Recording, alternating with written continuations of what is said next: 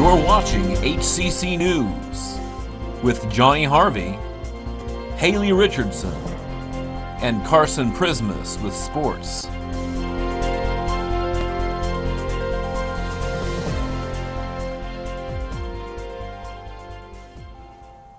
Hello and welcome to another edition of HCC News. I'm Haley Richardson. And I'm Seth Cox, sitting in for Johnny. Here's what's been happening around Hutchinson this week. Fire crews were kept busy this past Tuesday fighting two house fires that were fueled by high winds. The first was at 806 North Walnut, right across from HCC's Davis Hall. Reporter Evan Rothwell took us behind the scene to find out more. High winds were a factor in a blaze that destroyed a two-story home in downtown Hutchinson this past Tuesday. Fire crews responded to the blaze, which also damaged a neighboring house just after 9 a.m. One man, Jason Magerfleisch, was injured in the blaze when he jumped from the second floor to escape the flames. The call came in again, like I said, at 9:08 this morning. The initial structure, I believe it's the 806 address was the actual start of the fire there. Due to the wind, we had the exposure at 8:08. We had 6 occupants in the initial structure there. We did have one occupant that jumped out from the porch roof there. Did have an ankle injury, has went to the hospital for treatment on that. Everybody else got out okay on there. On the secondary structure, we had 4 occupants in there. They all got out and everybody's good to go there, so no additional injuries. When crews initially arrived, they tried to make an interior attack. We had some partial collapse on the second level and stuff, so they had to back out, go defensive on that. We had a couple engine companies come in and they started the fire attack on the secondary exposure, and were able to knock that out. I mean, obviously the first one's a total loss on it. Secondary structure, I don't have a dollar amount, and still under investigation at this point. No cause or termination there. The homes are right across the street from HCC's Davis Hall, which houses the Allied Health Program and Radio Kansas. All classes were suspended for the remainder of the day. We were having classes when it all went on, and we actually continued our classes until they had to cut the power in the area, so we lost power. So at that point in time, we let our students go. So I think the biggest thing right now is just the help and assistance that the American Red Cross has done since they've been here. They've been able to contact many of the families that were involved in both houses back here and be able to provide them financial assistance. So I think it's a marvelous organization that comes in and helps people out, gives them food vouchers, and able to give them hotel vouchers, and so these people are not left out in the cold. A fund is expected to be set up in order to help the residents that don't have insurance. The fire is believed to have been started on the ground floor, but the cause is still under investigation. For HCC News, I'm Evan Rothwell. Another house fire a few blocks away at 122 East 12th gutted the home of Mark and Peggy Perry. The Perry's son and grandson were inside at the time of the blaze, but managed to get out safely. The fire started in the front yard and quickly moved inside and up to the attic. There was speculation that an ember from the previous fire could have set it off, but fire inspectors don't believe the Walnut Street fire, which had been out for some time, could have carried a spark that far.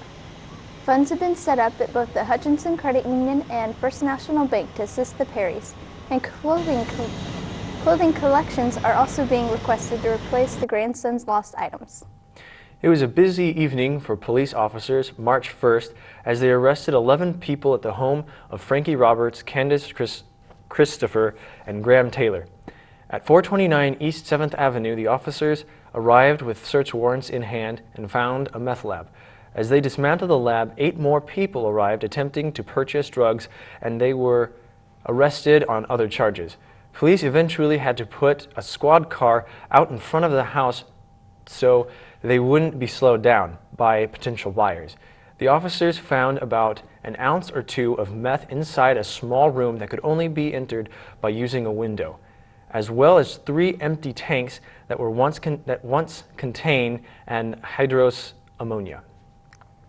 Stephanie Decker, Indiana mother of 2, lost parts of both her legs after being pinned by her collapsing house while shielding her 2 children from the tornadoes last Friday. Decker received a text from her husband stating that a tornado was headed straight for their home in Henryville, Indiana. Just minutes before the tornado hit, Decker, her young son and daughter headed to the basement, covering themselves in a blanket for protection against flying debris. The wreckage of the storm left the children unharmed, but Stephanie suffered several broken ribs and lost one leg above the knee and the other above the ankle. As last week showed us, tornado season is already here. With the United States having an average of 1,000 tornadoes each year, there are a few things everyone should know to stay safe. First of all, it is a good idea to have a weather radio, a handheld battery-powered device that you can listen in on weather conditions with, even if the power goes out. Make sure to have a safe place to go to if the sirens should sound. A basement is the ideal location to go to in the event of a tornado. However, if a basement is not readily available to you to hide in the bathtub, one of the next safest places. If you cannot get to either of these places, hiding under a strong, sturdy table or other sturdy piece of furniture can protect you from falling debris, but be sure to cover your head and neck as these areas of the body are most easily injured. Lastly, it is important to have a small stock of canned goods and water just in case the power goes out. Above all else, if it starts looking stormy outside, watch the news and listen for the sirens. The ban on happy hour in Kansas may soon be a thing of the past. This past Tuesday, the State House gave a first-round approval to a bill that calls to repeal a law that has been prohibiting businesses from establishing different prices on alcoholic drinks at different times of the day. This bill will promote the free market and less regulation. Kansas legislators are considering over a dozen liquor bills in 2012 to loosen laws that decide who can sell alcoholic beverages and under what circumstances. Be on the lookout for HCC's Dragon's Tail magazine, which will be distributed within the next few weeks around campus. The Dragon's Tail magazine is a student publication that highlights different classes, majors, and events going on around HCC. This winter issue will showcase stories about the Frank Abagnale Lecture, the animation program, the Dragon Dolls, and Space Tomatoes. Are you ready to lose an hour of sleep this weekend? Daylight savings time starts this Sunday at 2 a.m., so don't forget to turn your clocks forward an hour. The biannual turning of the clocks was created in hopes of saving electricity and giving you an extra hour of daylight in the evening to get things done. So Seth, are you prepared to spring forward this weekend? I'm not too looking forward to losing an hour of sleep, but I am excited to have another hour of daylight at the end of my day. I think that'll be really nice to work and do stuff with like that. I agree. Stay with us. When we come back, Carson is here with a look at sports, and we'll find out what students are talking about in this week's Campus Talk.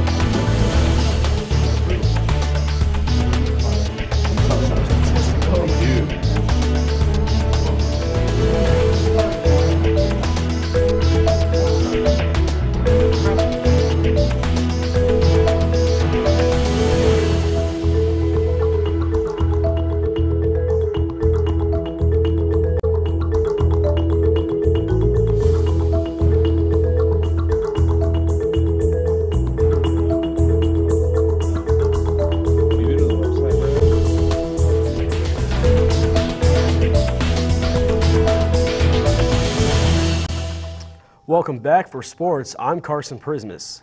The men's basketball team got back on track with a 76-64 win versus Allen this past Tuesday night. Roselle Nunn led the team with 17 points. A.J. Spencer had 14, and Anthony Thomas had 13. The win also gave the coach Steve Eck his 400th career victory as a junior college head coach.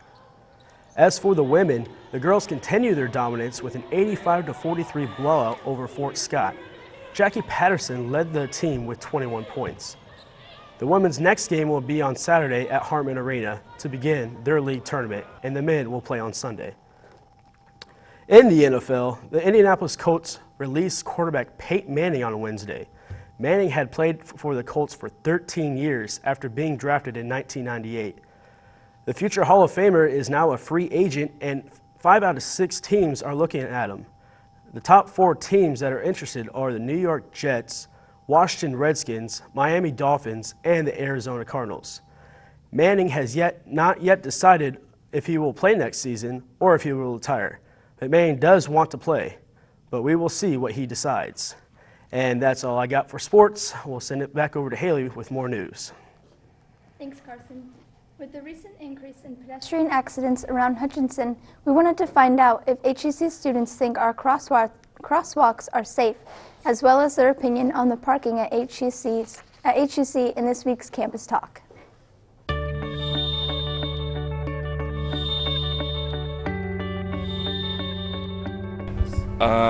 The one outside Lockman Hall, I hate it because it's so tight in there, and last semester I got my truck dented in. Somebody backed up into me and left me a note saying sorry.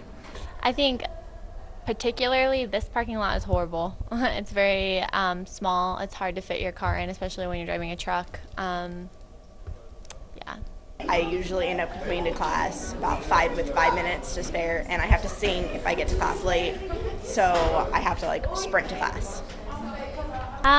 I think that they're safe, yes, because there is a flashing light. I just think people should be more aware when they're in a school zone, and you know, we have lots of people getting hit by cars even when they're in crosswalks, but I don't necessarily think that the crosswalks are not safe because there is the flashing lights. So if you know to look around for cars and that kind of stuff, then you'll be okay. But if you are texting while you're walking across or anything like that, then I think they are dangerous. Because I've gotten hit about twice, got close to. Could you tell us one of your harrowing stories about crosswalk crossing? Yeah, the blinker was flashing, and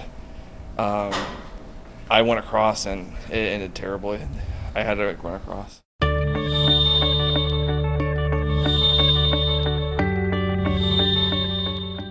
So have either of you had any trouble getting across the streets near HCC? Well, I haven't until recently. I've had a car almost hit me when I was crossing, and I had to stop in the middle and wait for them to pass, so I've had a little trouble. I've never had any trouble. I just basically time the car, and sometimes I slow down, and if they don't, I still kind of make it across. Just got to wait long enough. That's what I do too. Well, that's all we have for this week. Thank you for tuning in. For HCC News, I'm Seth Cox. I'm Haley Richardson. And I'm Carson Prismus. Have a great week, Hutchinson.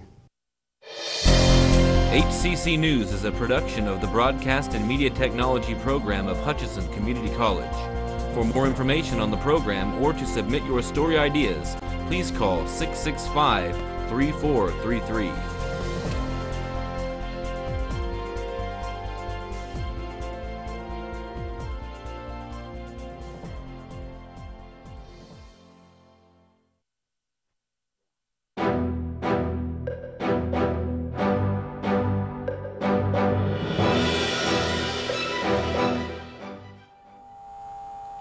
Hi, I'm Evan Rothwell, and welcome to the Media Current.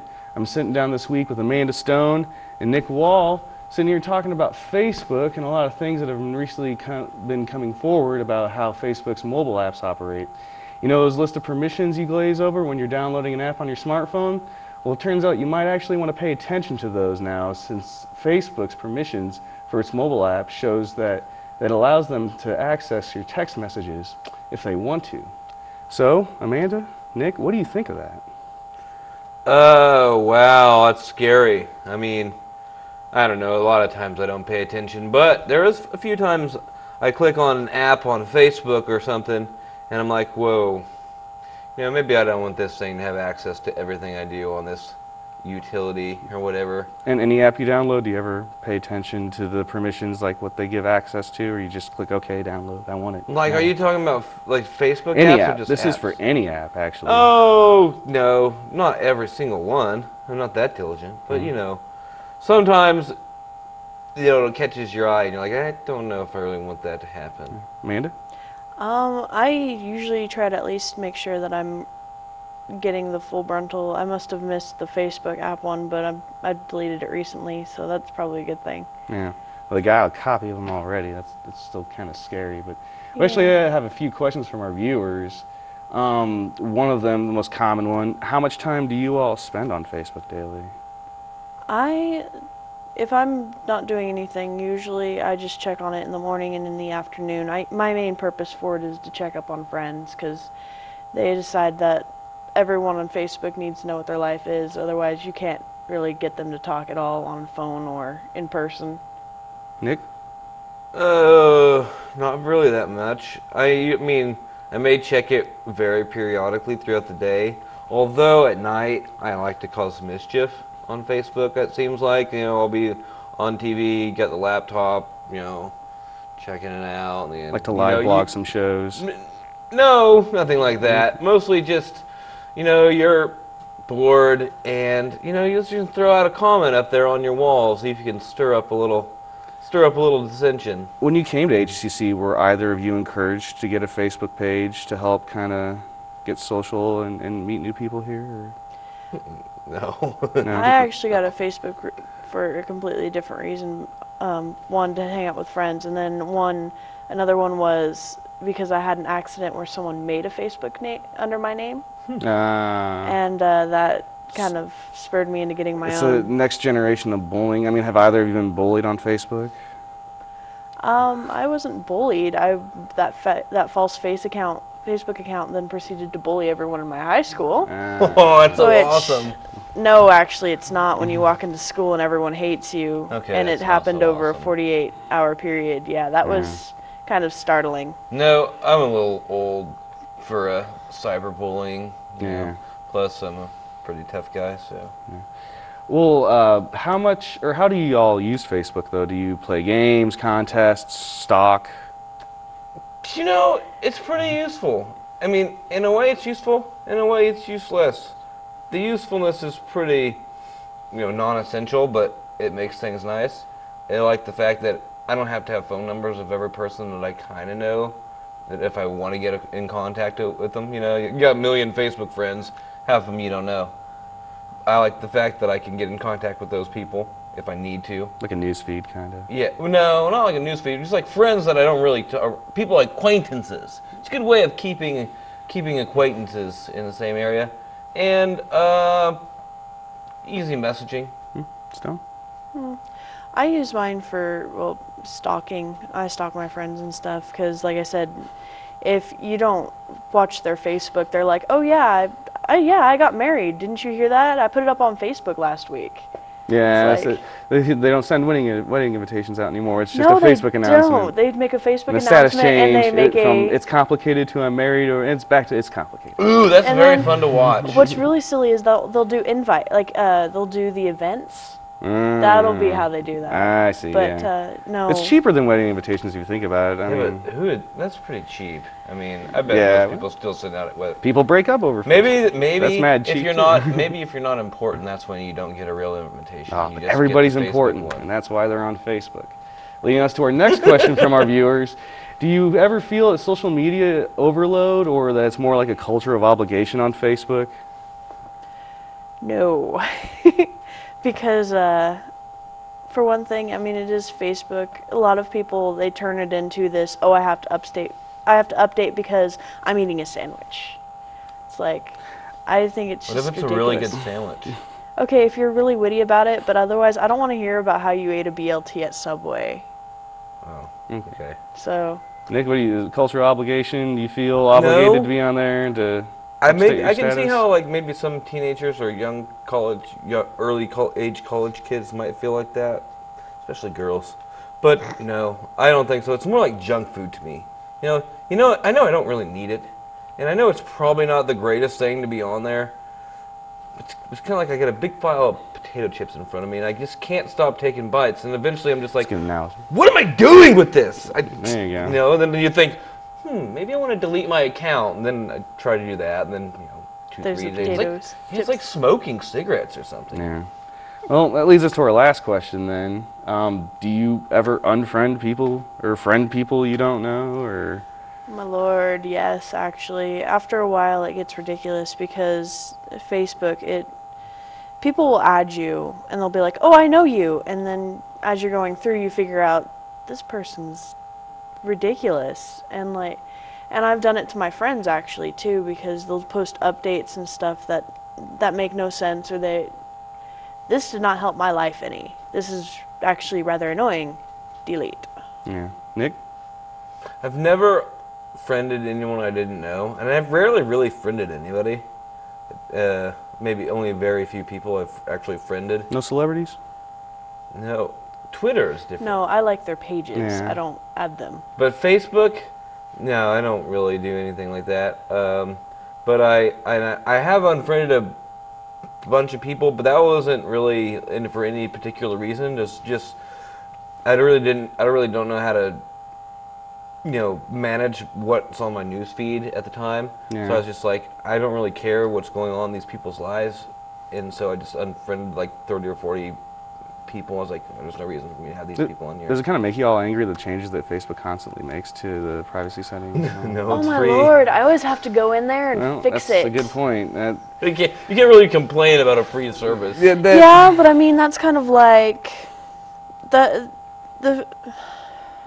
mean, I don't know how to make it a good analogy, but if you go into it every time and it's like, oh, we updated this, oh, we updated this, it's like you and feel like set they're the trying defaults to. from private to public. Yes, they've reset your defaults, so you have to go through and do them, and it's just like it feels it's like they're free. trying to sneak something by us.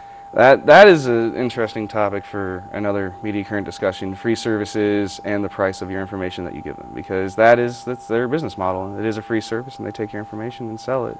That's true. Do they? That's how Facebook's selling my info. That's how they know Are you you like talking the to Kansas ad City people, Chiefs. or are you talking about like? They sell to anybody. Okay, that's stuff. Okay, I'm cool with that. Yeah. I just don't want the thing I'm worried about is like your bank account and that kind of private stuff, or like personal information that they'll sell to like potential employers. Like he once posted this. Do you think Facebook will then have jumped the shark if they say, oh, you can tie your bank account into your Facebook page? No, probably and- not. I think it's ridiculous that they tied your phone into it.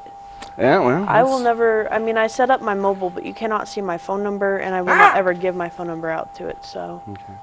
Well, Stone, Nick, I want to thank you all for both joining me this week on the Media Current inaugural bring back to the HCC News. And my name is Evan Rothwell, and thank you all for joining me. And I'll see you all next week.